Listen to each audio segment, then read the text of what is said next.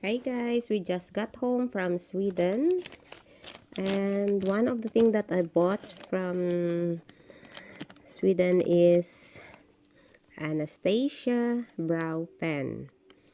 It costs 329. It's quite expensive, especially now that the Swedish kroner is higher.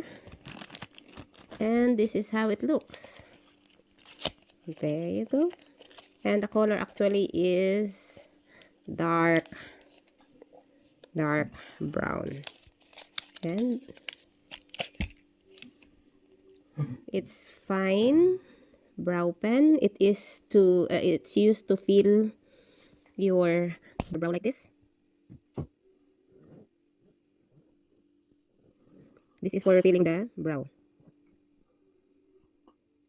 but this is very fine and of course waterproof.